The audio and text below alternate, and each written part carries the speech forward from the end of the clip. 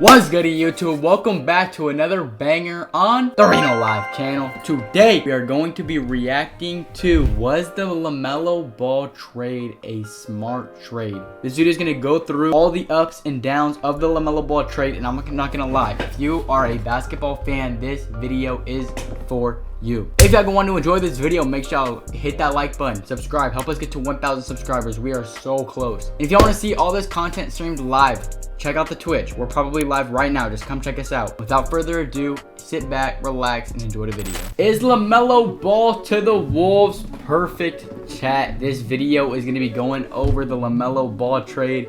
Was it worth it? Was it not? Let's dive into it. They made back-to-back trips to the Western Conference Finals. They did. Weathered injuries, major roster changes, and remained one of the NBA's best teams. But despite the success, they always felt a piece away. The formula was there. It just came with a hard ceiling. Now they're betting on LaMelo Ball to change that.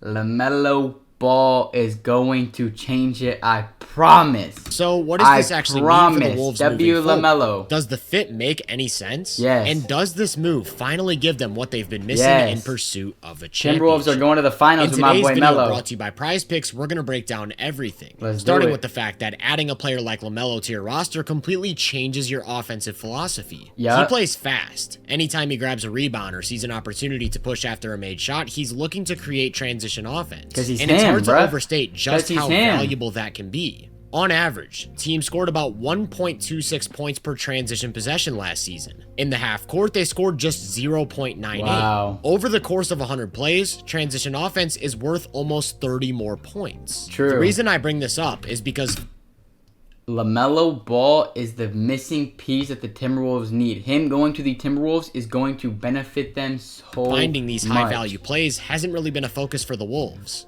Earlier in Ant's career, they played a bit faster, ranking in the top 10 in transition volume twice. But during their two deep playoff runs, they were one of the slowest teams in basketball. Wow. Everything came in the half court until last year when they got back to about average with guys like Ayo Dosunmu, Bones Highland, and Jaden McDaniels hunting for opportunities to attack in the open floor. If they continue to lean into the speed, length, and athleticism of their roster after adding LaMelo, they could mold themselves into one of the game's best transition offenses. Which that will happen. Serious buy-in from Ant, though. I've said for years that the next big leap for Ant is playing with more pace. He's one of the fastest players in the league. He's incredibly strong, has elite stride work. In general, he's just a nightmarish downhill presence. Not to mention, he can streak alongside ball handlers as an above-the-rim finishing threat or space to the three-point line and pull up for transition jumpers. From a pure talent perspective, when Ant pulls up, it's going in no matter what. I think that he'd be an elite scorer in the open floor. And he is, at least efficiency-wise. Last season, he scored 1.29 points per play in transition. Good for the 82nd percentile among all players. The problem is that he picks his spots. Part of the reason why they were such a slow offense is that Ant prefers to play slow. And while that helps his rhythm, it prevents the Wolves from getting some of those hyper-efficient possessions. Less than 15% of Ant's offense came in transition last year. That's in the 25th percentile among all players. That's actually insane. The biggest question I have regarding his fit with LaMelo is whether or not he'll buy into a fast... He will. He will. Put him with LaMelo. He's going to adapt and win a championship. I promise. ...paced offense. And if he even has the conditioning to do so. If he does, and Minnesota makes that a big point of emphasis, not only will he get some of the easiest buckets of his life, the entire team will thrive in the open floor.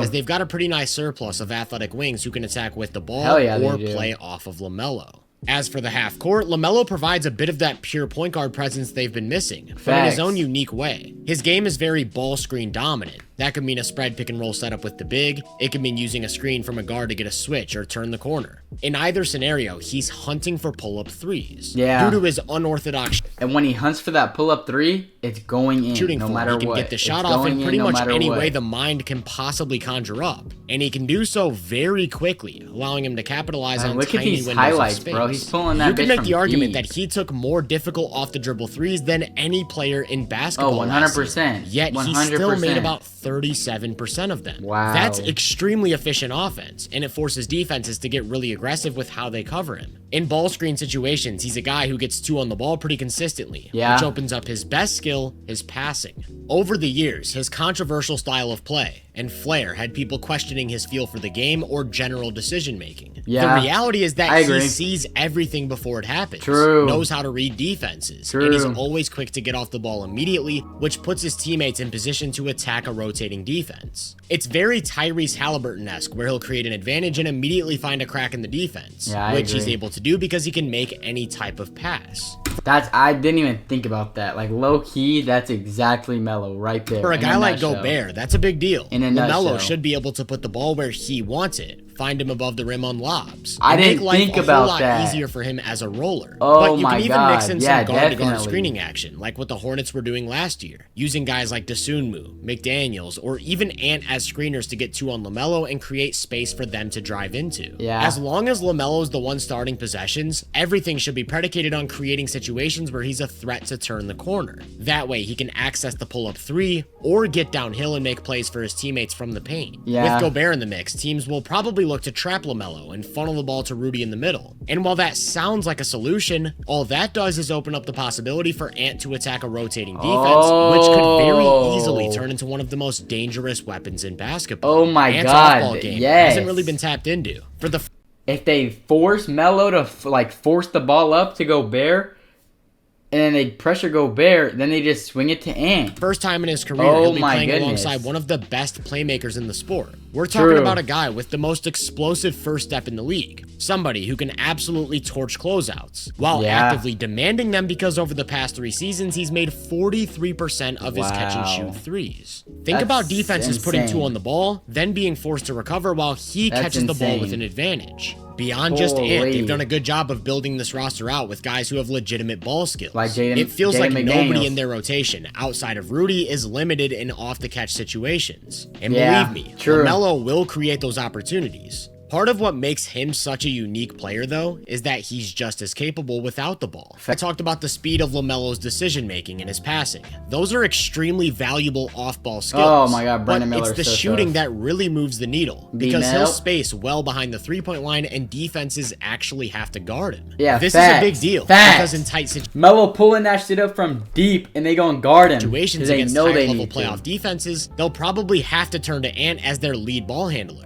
He just poses a much greater on-ball scoring threat, especially inside the arc. In a similar vein, he's one of the game's best pull-up three-point shooters. This past season, he made about 35% of them, which also came on a tough, versatile diet of shots. The difference is that he pairs it with world-class slashing, and that combination forces defenses to go to some pretty extreme coverages. LaMelo serves as an outlet for beating those coverages. All that's to say, this might actually be the best offensive backcourt in basketball. It will. It's about to be insane. They're near the top. They benefit each other in every possible way and help shore up each other's weaknesses. For example, LaMelo lacks the two-point scoring punch to be relied on as a #1 option in a playoff setting. Ant is a proven elite playoff scorer. He lacks the playmaking versatility and decision-making to counter certain defenses or play point guard full-time. LaMelo's a proven elite passer who just led an elite offense. The league's average offensive rating last year was 116. The Hornets during LaMelo's minutes were up at 125. That was the highest mark of any player not on the Nuggets, who had the #1 offense by a landslide. Insane. With LaMelo off the court, though, they plummeted to 113.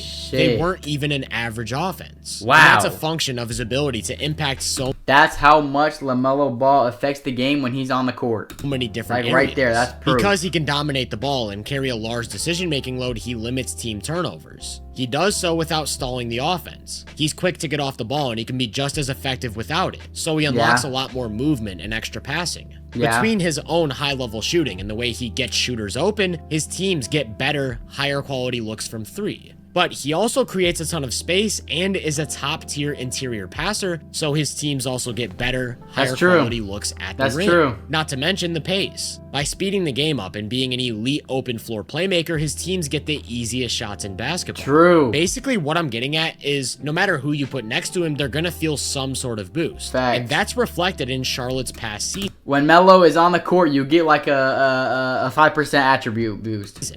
There were 9 players who played at least 250 minutes with LaMelo on the court. The only one who wasn't more efficient during that time was Ryan Kalkbrenner. Everybody else saw a huge increase to their scoring production. Oh my God, he actually some guys gives getting up to attribute 10% more efficient. He actually gives attribute boost, bro. What the fuck? play finishers, who completely transformed by just simply sharing the floor with an elite offensive engine. I'm expecting a similar influence in Minnesota. Ant and Jaden should have the most efficient scoring seasons of their careers. 100%. Rudy should improve. 100%. Terrence Shannon off the bench has a lot more utility. Everyone will think improve. He'll be huge for the development of Yohan Beringer. Everyone the fit will is improve. Seamless. They've significantly pushed both their offensive floor and ceiling with this move, and have an opportunity to emerge as a top 5 offense for the first time during the They might be the Edwards one seed. era. They and might maybe be the most one seed. important part is that they did so without sacrificing their defensive infrastructure. When I first got the news that LaMelo was headed to Minnesota, I was basically certain that they had to include Rudy Gobert. To keep him as a defensive anchor while getting such a boost to the offense, that's what makes this move so special to me. Over the past decade, we've seen him go on one of the greatest runs of defensive floor raising, and it's not like he'll be a one-man show out there. By distributing some of the offensive load to LaMelo, I think we might see the best version of Ant defensively. They've still got Jaden McDaniels as well,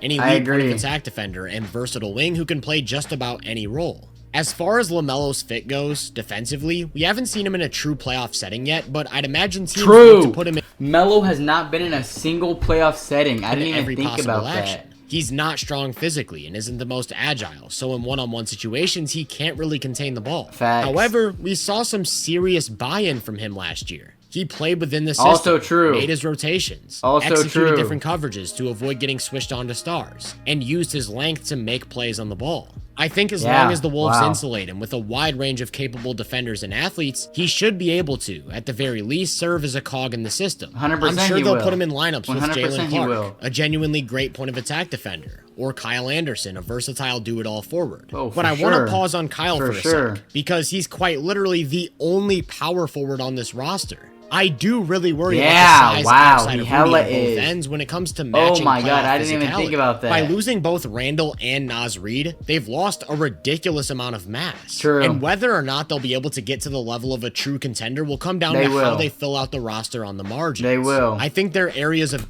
the Timberwolves will be a great contender this year. Need are guys who can force turnovers, size and versatility at the 4, and maybe a little bit more shooting in the absence of Dante DiVincenzo. Yes, does that Melo mean will bring trade, shooting, bro. Maybe a free agent signing, or will they go into the season and wait to see what happens? Only time will tell. But I know one thing for sure. They've got something special with this core. I'm confident saying that this is the best offense the Wolves have had since drafting Ant. And they've still got a lot to like defensively. With this move, Minnesota has gotten themselves one step closer to competing for a championship.